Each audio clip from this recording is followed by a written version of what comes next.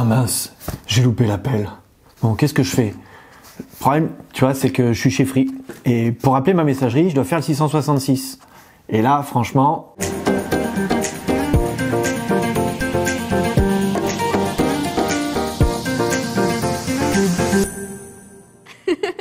Il paraît que ça s'appelle l'exacotio execo.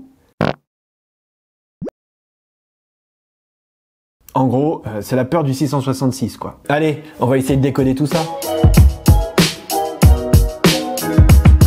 Pour certains, ce chiffre est le signe de ralliement des rockers. Pour d'autres, il est le symbole de ralliement de sociétés secrètes. Tu vois cette boîte de thé, il y a comme ingrédient 0,5 x 3. Donc, c'est presque 666. Si tu regardes le téléphone, il commence par 0969. Il te suffit d'inverser les deux 9 et tu obtiens 0666. Certains pensent que c'est un chiffre qui a des pouvoirs surnaturels et qu'il ne faut surtout pas l'utiliser de peur de réveiller les démons. Bonjour, je voudrais réserver une chambre d'hôtel. Oui, c'est parfait, 6e étage. Chambre 660... Ah non, je suis désolé, ça va pas être possible. Dans certains recueils de chants chrétiens, on a même retiré le chant numéro 666. What? Sauf qu'ils n'ont pas retiré la page 666. Papa, tu peux m'amener chez ma copine? Oui, bien sûr, elle habite où? 666 rue du Romarin. Et tout ça, c'est juste aujourd'hui. Mais à travers l'histoire, on a toujours essayé de comprendre ce chiffre 666 et surtout de comprendre à qui il fait référence. Une noyée. Pour identifier qui se cache derrière ce chiffre, la plupart des gens utilisent une méthode que l'on appelle la gématrie. La gématrie est une forme d'étude de la Bible hébraïque dans laquelle on additionne la valeur numérique des lettres et des phrases afin de les interpréter. Et oui, le problème, c'est que dans l'alphabet juif, il n'y a pas de chiffres. Alors on utilise les lettres. Par exemple, la lettre A, Aleph, vaut 1. La lettre B, Bet, vaut 2. Et quand on arrive à la 10e lettre, Yod, eh bien on compte de 10 en 10. C'est ainsi que chaque mot peut exprimer une valeur numéraire ou qu'on peut coder, notamment des messages. Du temps des premiers chrétiens, on évoque les empereurs romains se cachant derrière ce chiffre. Moi, César Néron, je déclare qu'il faut mettre à mort tous les chrétiens.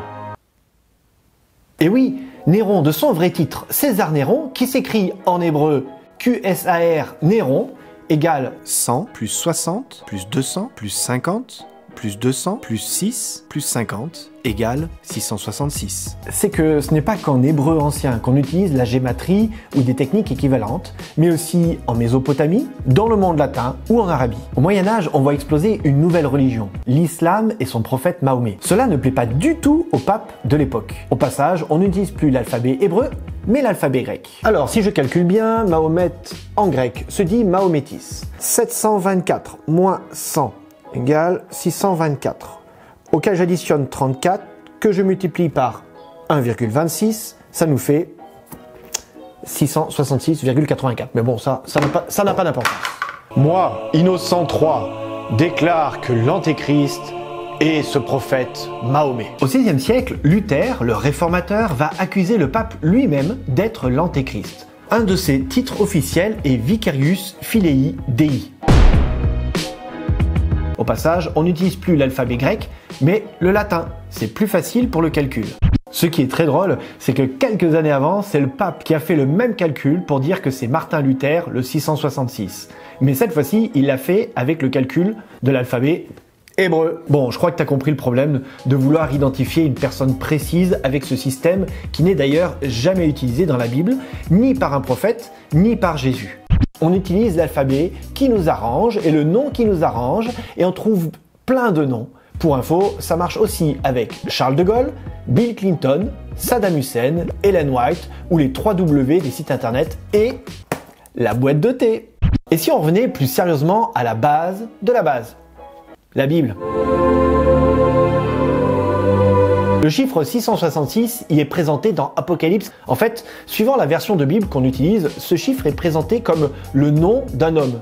Mais suivant la traduction qu'on fait de ce verset, ce n'est pas un nom, mais un nombre d'hommes ou un chiffre humain. La nuance est subtile, mon cher Watson. En fait, derrière 666, il ne faut pas chercher un personnage historique ou un représentant d'un nouvel ordre mondial. Dans la Bible, le chiffre 6 est le symbole de l'homme. Tu sais, Adam, qui a été créé le 6e jour. Et dans ce texte, on parle d'une trilogie, le 666 anti-Dieu. La bête de la terre, la bête de la mer, le dragon. À l'opposé, dans la Bible, Dieu est présenté dans le chiffre 7, chiffre de la perfection. Tu sais, la perfection, la création en 7 jours. Alors je te dis pas que 666 n'est pas une personne, mais qu'il est avant tout une force maléfique en opposition à Dieu. Et si tu lis bien tout le livre de l'Apocalypse, c'est bien à cette force maléfique qu'on fait allusion. Alors, perds pas ton temps à essayer de décrypter le 666 ou d'en avoir peur, mais réfléchis si parfois tu ne fais pas le jeu du 666 en t'opposant à Dieu, car parfois on peut se tromper dans ses calculs. Et ça, c'est pas faux.